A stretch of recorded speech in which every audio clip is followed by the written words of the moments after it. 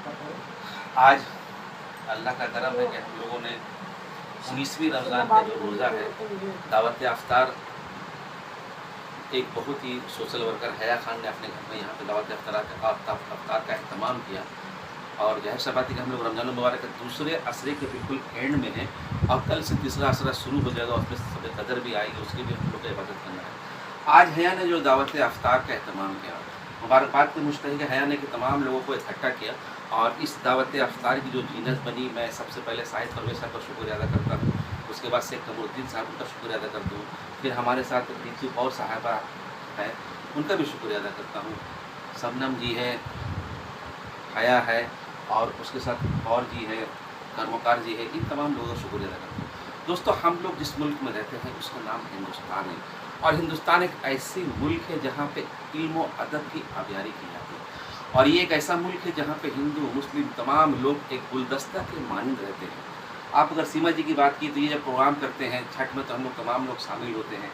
ऋतु जी के अगर कोई प्रोग्राम करते हैं अपने कम्युनिटी की तरफ से हम लोग तमाम लोग शामिल होते हैं।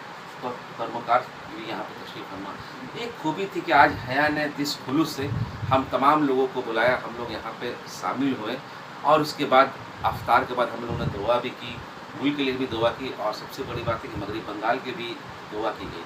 दुआ के बाद नमाज भी हम लोग पढ़े और सबसे बड़ी खूबी थी कि आज की नमाज की जो इमामत शाहिद परवेज़ साहब ने की और ऐसा लग रहा था किसी इमाम के पीछे हम नमाज़ पढ़ रहे थे। माशाल्लाह बहुत अच्छे उनके करात हो रहे थे। बहरहाल दावत अफ्तार एक वो एहतमाम है जो कौमी यकजहती की मिसाल है और इस बात की दलील है कि हिंदुस्तान वो मुल्क है जहाँ हमेशा अमन की आबियारी की जाती है, जहाँ पे मोहब्बत की बात की जाती है और जहाँ पे तमाम मज़ाहिब के लोग इकट्ठा होकर अपने हिंदुस्तान की आबियारी करते हैं।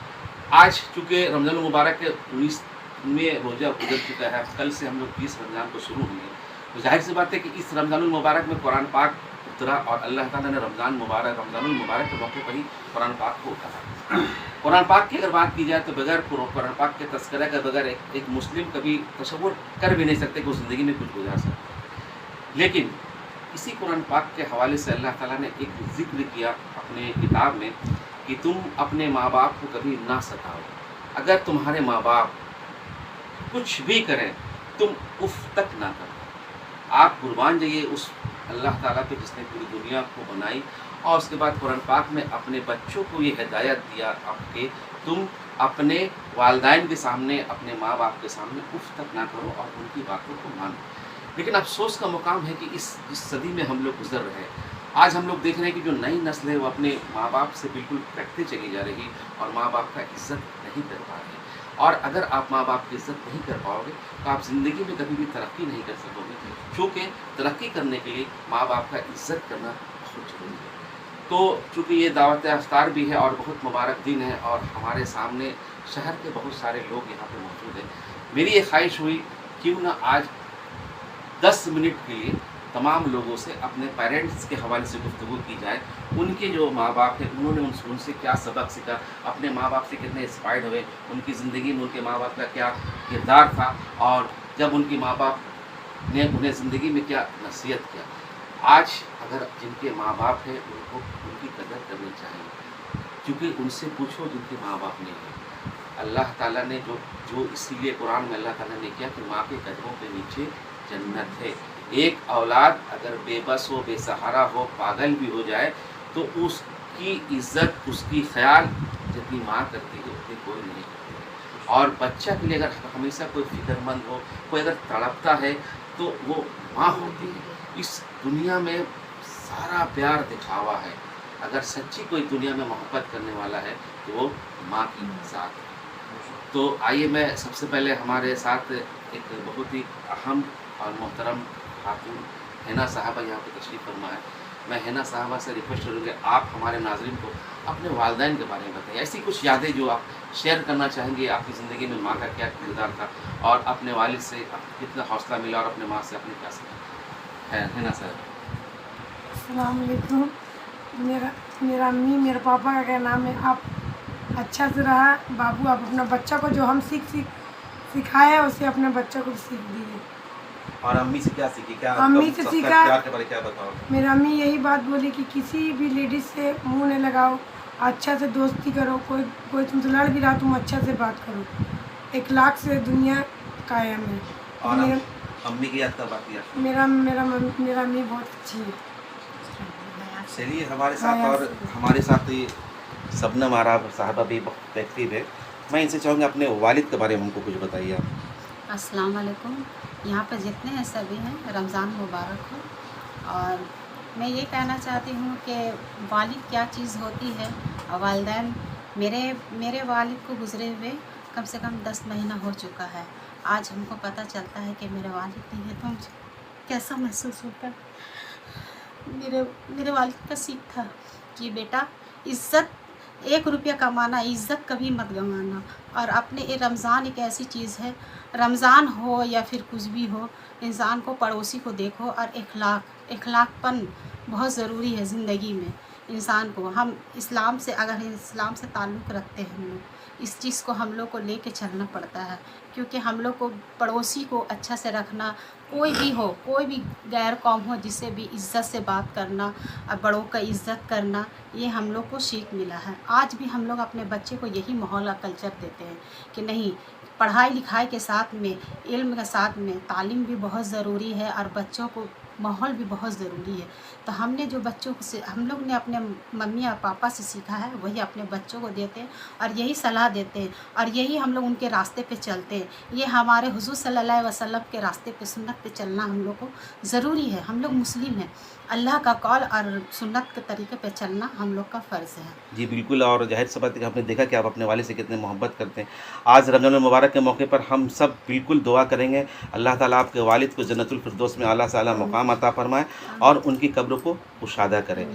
आइए, हमारे साथ सीमा देवी भी है जो किसी तारुफ के मोहताज नहीं है। कभी इनके बारे में ये कह सकती है कि कौमी यकजहती का अलंबरदार है, हर मजहब की रिस्पेक्ट करती है और हर प्रोग्राम में जाती है। आज हम लोगों ने भी इनको बड़ी चाहत से बुलाया और देखिए ये हया की दावत इफ्तार में शामिल हुई। सीमा दी, ये है कि क्या आप अपनी अम्मी को, अपने वालिद को, अपने पेरेंट्स को, अपने फादर को, अपनी मम्मी को कैसे याद करोगे, क्या बोलोगे, उनसे क्या आपने सीखी?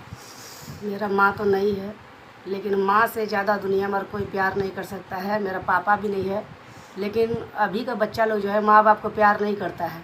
माँ बाप कितना भी बच्चा लोग के लिए कर दे, लेकिन बच्चा लोग को माँ बाप पे कोई कदर नहीं है।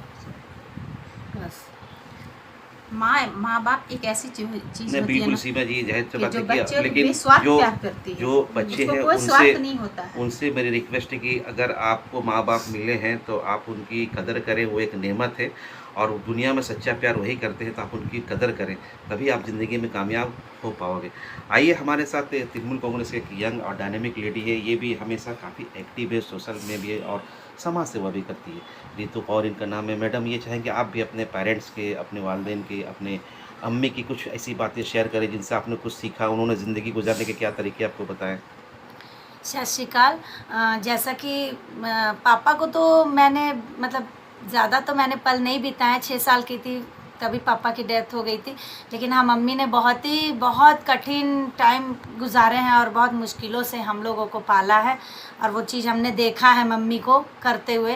कितने दुखों से उन्होंने अकेले हो के हम लोगों को, सब भाई बहनों को, हम लोगों को उन्होंने इतना आगे तक मतलब। मम्मी हमेशा क्या नसीहत करती थी, क्या बताती थी, बेटा कैसे रहो? मम्मी से हमेशा यही चीज़ सीखे हैं कि बस सबसे प्यार करो, सबके दुख तकलीफ़ों में साथ दो, जैसा कि मम्मी करती आई हुई है शुरू से। तो वही चीज़ मम्मी का देख के हम लोगों में भी आई है कि सबसे प्यार मोहब्बत सबसे करना है और किसी जाति का इसमें कोई लेना देना नहीं है। जैसा कि अब अगर कुछ मुस्लिम भाई बहनों से अगर मेरा अगर उन लोगों से परिचित हुआ है और मैं रहती हूँ, तो जैसे कई हैं गलत कमेंट करते हैं कि भाई ये मुस्लिमों में जाते हैं, मुस्लिमों में तो क्यों भाई, मुस्लिमों में तो वो प्यार है, मोहब्बत है, वो हम देख रहे हैं। और बिल्कुल भी है कि सही बात, क्योंकि हर मजहब वो यही बोलती है कि आप दूसरी मजहब की इज्जत करो, एहतराम करो। बिल्कुल, पर ऐसा गलत कमेंट ऐसा कईयों का आता है कि भाई ये मुस्लिमों में जा रहे हैं, उन लोगों से बात करें। ऐसा बिल्कुल नहीं है भाई। देखिए, जहाँ प्यार मोहब्बत मिलेगा इंसान वहाँ क्यों नहीं अपना संपर्क रखेगा। और इसमें कोई जातिवाद का कोई लेना देना है ही नहीं, बस मोहब्बत करना सीखिए सबसे। बिल्कुल जी सही है। देखिए, वाहिगुरु की अगर बात की जाए, गुरु नानक जी की बात की जाए, तो उन्होंने पूरी जिंदगी ये बात बताई कि आप लोगों से मोहब्बत करो, मोहब्बत बांटो। बिल्कुल, उन्होंने कभी नहीं ऐसा कहा है कि आप इधर मतलब दिल में जगह नहीं दे सकते, उस चीज को दिल में आप सबको जगह दीजिए, सबसे प्रेम करिए। और मुकार जी भी इनसे आज मेरी पहली मुलाकात है। मैडम आप आज इस अफ्तार पार्टी में आपका बहुत बहुत বাংলাতে বলছি আমি। शुक्रिया। आपने बांग्लाते बोलুন কেমন লাগছে আজকে আর আপনি মায়ের নিয়ে বাবা নিয়ে কি বলবেন? মা মা এমন একটা জিনিস, শব্দ, মিষ্টি শব্দ। মা বলে ডাকে, যখনই মা, আমরাও মা হয়েছি, মা যখন প্রথম অক্ষরটা যখন ছেলে ডাকে এত ভালো লাগে যে বলার নেই। মা জিনিসটা এমন, আমি তো বাবা অনেক ছোটোবেলায় আমার বাবা চলে গেছে, 6 বছরে 5 বছর যখন ছিলাম ওই দাদাকে মানুষ করেছে। তা মায়ের জন্যে এত বড় হয়েছি। আর মা শিক্ষা যেটা, যখনই বিয়ে হয় তখন শ্বশুর বাড়ি এই করবি, স্বামীকে দেখবি, শ্বশুরকে দেখবি, শাশুড়িকে দেখবি, আমাদেরকে ভালো শিক্ষা দেয়, কোনোদিন খারাপ শিক্ষা দিবে না সবাই। আর হিন্দু মুসলমান এটা যে ওরা বলে আমরা ভাই ভাই, আমরা এটা ভাই ভাই আমরা মানি না। আমাদের শরীরে রক্ত যে লাল, মুসলিমদের রক্ত বি লাল, আমরা সবাই ভাই। এটা যারা মানে তারা একদম খারাপ বলে, কিন্তু আমরা সবাই একসাথে আছি, একসাথে থাকবো। আমরা কোথায় আছি? আমরা হিন্দুস্তানে আছি, আমরা সবাই একসাথেই থাকবো। आई देखिए हमारे साथ ये हैना साहिबा है। आज ये बड़ी शिद्दत से हम लोग का इंतज़ार कर रही थी और सुबह से दावत अफ्तार में ये मशगूल थी। हैना जी सबसे पहले मुबारकबाद कि आप हया जी आपको मुबारकबाद। आप तमाम लोगों को ने यहाँ पे इकट्ठा किया, मुत्तहिद किया और बहुत चाहत से हम लोग का अफ्तार का एहतमाम किया। मैं ये चाहूँगा हमारे नाज़रीन को अपनी अम्मी के ताल्लुक़ से, अपने वालिद के ताल्लुक़ से ऐसी कुछ बातें बताएं जिनसे आपने उनसे क्या सीखी। अस्सलाम वालेकुम। सबसे पहले मेरी अम्मी को गुजरा हुआ 8 साल हो गया, लेकिन आज हम फ़ख्र फील करते हैं। हम जो कुछ भी है मेरी अम्मी का दुआ है। भले वो मेरे साथ नहीं है, लेकिन मेरे साथ हमेशा उनका दुआ है। भले हम पैसा से कमज़ोर है, लेकिन मेरी अम्मी मतलब मेरे को एक चीज़ सिखाई है कि कुछ करो या मत करो, एक दूसरे से मिल के रहो। आज जो इंसानियत के नाते हम चलते हैं, हम कभी भी जात भेदभाव ये सब नहीं रखते। हम हिंदुस्तान की लड़की है और हिंदुस्तान के जैसे ही जिएंगे और मिलजुल के जिएंगे। रंग से मिले हुए हैं, खून से मिले हुए हैं, इसीलिए हम आप लोगों से यही गुजारिश करते हैं कि जैसे मेरी माँ मेरे को सब प्यार दिया, आप लोग भी सब भाई बहन एक दूसरे को प्यार दीजिए और उनको समझिए। और जो कुछ बच्चे हैं, नई नस्ल जो अपने माँ बाप की इज़्ज़त नहीं कर रहे, उनके लिए क्या बोलेगा? उनके लिए भी हम यही बोलेंगे कि अपनी मम्मी को समझे। और मालूम है मतलब जो आज के डेट में बोलते हैं कि हज करना है, ये करना है, वो करना है, सबसे पहले माँ का इज़्ज़त कर लीजिए, गुरु का इज़्ज़त कर लीजिए। माँ जो जन्म दे दी है, माँ जो चली जाएगी दुनिया में, उससे बढ़कर आपको कुछ नहीं मिलेगा। प्यार मोहब्बत जो माँ समझेगी और कोई नहीं समझेगा। चलिए आप हमारे दरमियान आप तृणमूल कांग्रेस के एक और young dynamic leader Shahid Parvez साहब। शाहिद परवेज़ साहब, अगर आपकी बात की जाए तो आपकी पूरी ज़िंदगी को हमने देखा कि आप कम्युनिटी के तमाम लोगों को लेकर चलते हैं और उनकी ज़िंदगी को संवारने में, निखारने में बहुत अहम रोल अदा करते हैं। कहीं कहीं आपको लोग तनकीद का निशाना भी बनाते हैं, लेकिन उसके बावजूद आपकी अगर पूरी ज़िंदगी को गहराई से मुताला किया जाए तो आप तमाम मज़हब की आबियारी की है और कौम का परचम बुलंद किया है। आज जाहिर सी बात है कि रमज़ान में हम लोग इस महीने से गुजर रहे हैं। मैं ये चाहूँगा कि जो हमारे जो नई नस्ल है, हमारे जो नए बच्चे हैं और जो अपनी माँ बाप की कदर नहीं कर रहे, उनके लिए क्या बोलिएगा? कहीं ना कहीं एक बहुत बड़ा इशू है कि आज लोग अपने माँ बाप को जब पैर पे खड़े होते घर से माँ बाप को निकाल देते हैं। नई नस्ल का कहना क्या है? नई नस्ल तो ऑलरेडी उसको हम तैयार कर रहे हैं। नई नस्ल जब तरक्की करता है तो माँ बाप के साये में तरक्की करता है, इसलिए माँ बाप की भी जिम्मेदारी अब बढ़ चुकी है। क्यों बढ़ चुकी है कि एक तरफ अपने जो सही बात अपने बच्चे को सिखाना, वही 10 मिनट के बाद बच्चा भी मोबाइल में बैठ कर फिर दूसरी बात सीखता है। तो ये अब कंपटीशन हो गया माँ और बच्चे के बीच में, और इसमें माँ का कोई दोष नहीं है क्योंकि माँ हमेशा ही माँ होती है। मैं अपनी माँ का सबसे छोटा बेटा था और शायद मुझे मेरा भाई या मेरे चचा जो है उन्होंने कहा था कि हम बहुत जिद्दी थे और जो चीज़ जो चाहा मेरे को हर चीज़ मिला, और ये जिद मेरे लिए कभी कभी कामयाबी भी बना और कभी कभी मेरे को नुकसान भी पैदा किया। जिद का होना ज़रूरी है, एक मर्द के लिए नहीं बल्कि एक औरत के लिए भी जिद का होना ज़रूरी है, लेकिन जिद एक मिशन के तौर पर होना चाहिए। आज समाज बिल्कुल कहाँ जा रही है पता नहीं। हम और आप तो मोटा-मोटी लगता है कि हम अपना 75% तो जी चुके हैं, लेकिन मेरा बच्चा कैसा जिएगा इसके लिए हमको सोचना है अभी से। और ये वक्त है कि अपने बच्चे को सही तरबियत दे, जो आपके माँ बाप ने दिया था, जो आपके धर्म ने सिखाया था, वही तरबियत अपने बच्चे को दे। कोशिश करें अगर अपने मरने के बाद अगर कोई आपके लिए प्रार्थना करे या दुआ मांगे, अगर ऐसा कोई मिसाल छोड़ना है तो अपने बच्चे को अभी से माँ बाप की जिम्मेदारी बढ़ गई, अपने बच्चे को तरबियत दें, क्योंकि तरबियत बहुत ज़रूरी है। और मुल्क के अंदर में हालात बहुत ख़राब है। ये चंद मीडिया जो हिंदू मुसलमान के कर रहा है, हम तो पूरे हिंदुस्तान घुरा है, बहुत सारी जगह में हिंदू मुसलमान तो कुछ नज़र नहीं आया, लेकिन कुछ कम्युनिटी के अंदर में है जो ऐसा किस्म का हजार में हम समझते 10-15 लोग ऐसा है जो कहीं ना कहीं मुल्क के अंदर नफरत का बीज बो रहा है। हमारे बंगाल का जब सरजमीन में देखिए, यहाँ से लोग ये कहते हैं कि जो बंगाल आज सोचेगा पूरा भारत कल सोचेगा। लेकिन आज बड़ा अफसोस की बात है कि बंगाल से ऐसी आवाज़ उठ रही है, जो बीजेपी ऐसा खतरनाक खेल खेल रही है, इसके बंगाल के लोगों को तहजीब जो बर्बाद करने की कोशिश कर रहा है, बंगाल के लोगों को सोचना है। हम बंगाली हैं, पहले है तो हम हिंदुस्तानी हैं और उसके बाद भी बंगाली, क्योंकि मेरा रीजनल जो है वो बंगला जुबान है और हम बंगाल में रहते हैं, इसलिए बंगाल की तहजीब को बचाना जरूरी है। क्योंकि रमज़ान का मौका है और यहाँ पर हम रमज़ान की बात करने के साथ साथ हम सियासी लोग हैं, कुछ सियासी बात भी करना चाहिए। हम रमज़ानुल मुबारक के महीने में अपने मुसलमान भाइयों को सिर्फ यही कहना चाहते हैं, जिस तरीके से अजान होते हैं और आप मस्जिद में चले जाते हैं, इसी तरह ये पूरा ज़िंदगी गुजारना है। ये आपका जो फिटनेस जो होता है ना, ये फिटनेस है। ये 11 महीना इसी तरीके रहने के लिए एक महीना दिया गया। सिर्फ एक महीने के बाद ईद का चांद नजर आया और आप पता नहीं कौन चांद की तरफ लेकर दौड़ पड़ते हैं, ये बंद करिए, तब तो आप सुधरिएगा, नहीं तो आपने सुधर। सर ये और आखिरी सवाल है, क्योंकि इन दिनों हम लोग देख रहे खासकर मुसलमानों की बात की जाए तो नशा का चलन भी बड़ा बढ़ रहा है। कुछ लोग तो रमज़ान में नशा छोड़ देते, लेकिन रमज़ान के बाद तो नशा को तरफ चले जाते, यार से बात है कि अपनी ज़िंदगी को बर्बाद कर रहे हैं। ऐसे लोगों के लिए क्या नसीहत है, क्या बोलिए? देखिए, नशा का चलन तो मुस्लिम इलाके में, खासकर मुस्लिम और बिहारी इलाके में बहुत ज़्यादा है।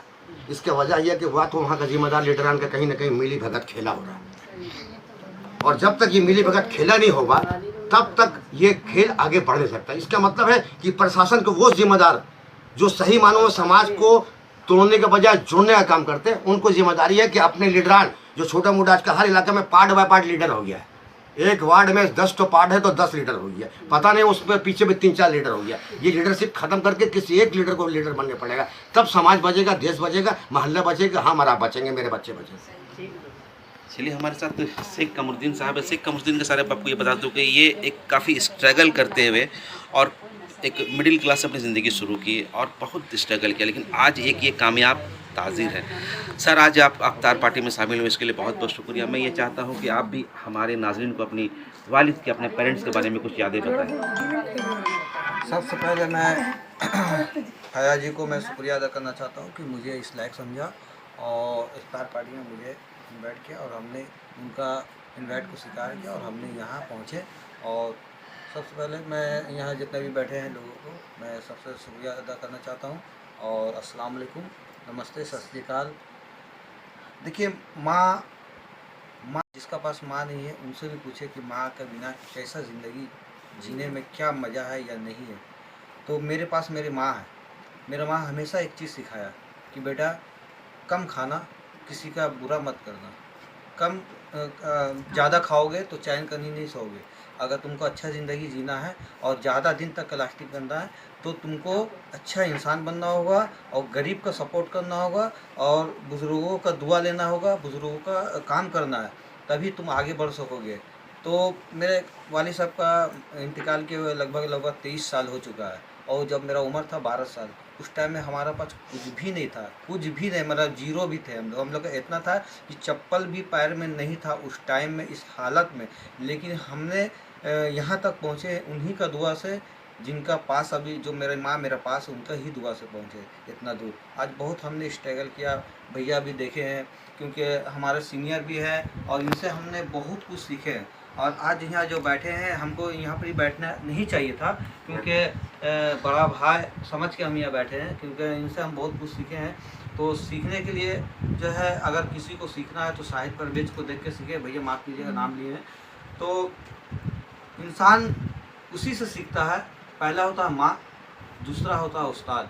देखा कि हमारे जो मेहमान कराम से उनके माँ के हवाले से हमने गुफ्तगू की, मुझे वो एक शेर याद आ रहा है कि बुलंदी के बड़े से बड़े मकान को छुआ, बुलंदी के बड़े से बड़े मकान को छुआ, उठाई माँ ने गोद में तब आसमान को छुआ।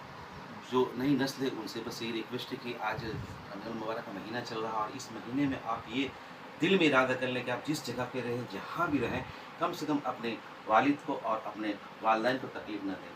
कैमरामैन के साथ मैं खुर्शीद, न्यूज़ 920 को आसनसोल।